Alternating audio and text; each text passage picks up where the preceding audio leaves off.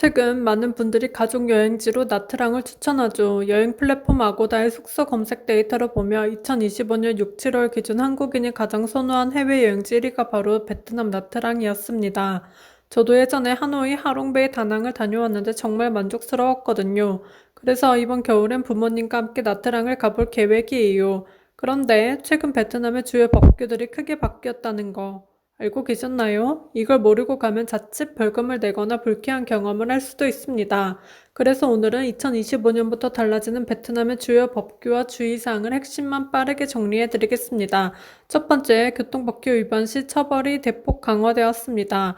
2025년부터 베트남은 교통법 처벌이 정말 강해졌습니다. 새롭게 시행된 법령 제168호에 따라 자동차, 오토바이, 심지어 보행자까지 모두 단속 대상이에요.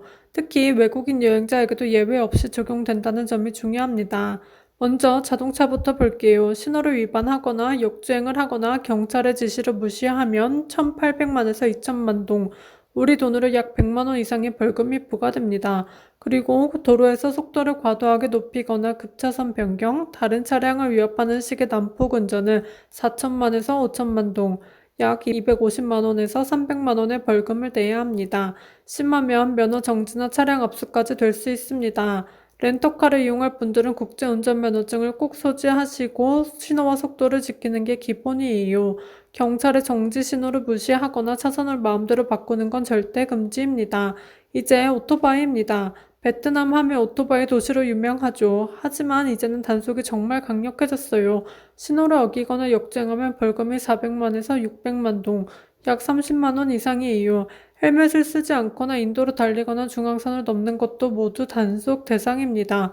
무엇보다 외국인은 오토바이를 직접 운전하지 않는 게 가장 안전합니다. 국제운전면허증이 없으면 바로 차량 압수와 벌금 부과, 그리고 보험이 적용되지 않아 사고 시 모든 비용을 본인이 부담해야 합니다.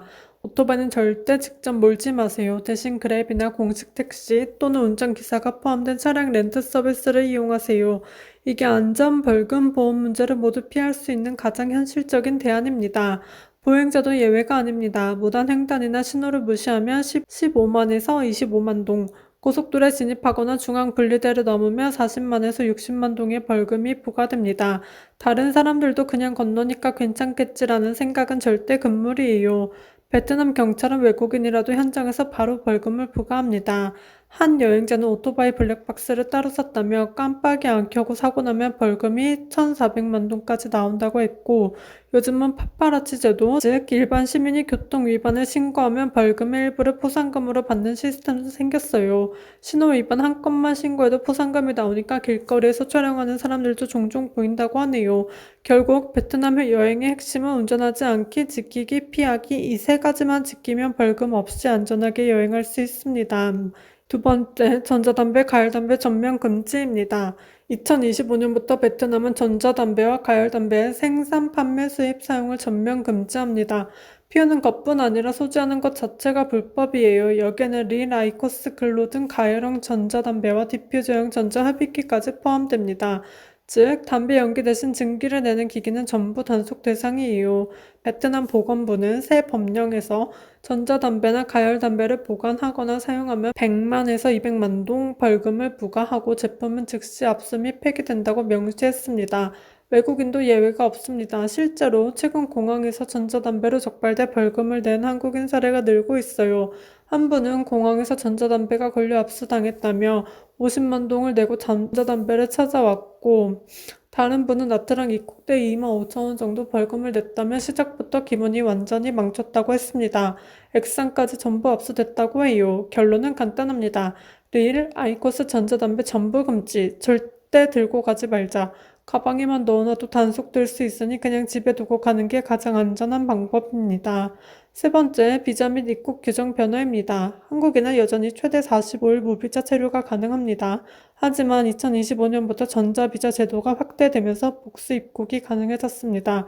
즉, 전자비자를 미리 발급받으면 베트남을 나갔다가 말레이시아, 싱가포르 같은 인근 국가를 여행하고 다시 베트남으로 재입국할 수 있어요.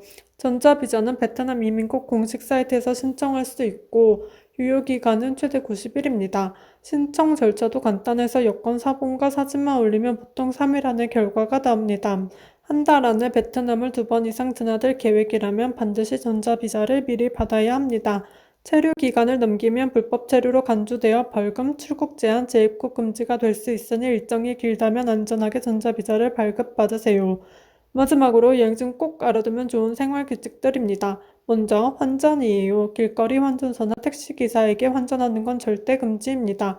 위조 지폐가 섞여 있을 수도 있고 비공식 환전으로 적발되면 벌금이나 형사처벌까지 받을 수 있습니다. 반드시 은행이나 공인 환전소를 이용하세요. 다음은 공공장소에서의 흡연과 음주입니다. 공항, 병원, 학교, 공공기관은 물론이고 관광지나 해변 일부 구역도 금연 금주 구역으로 지정되어 있습니다.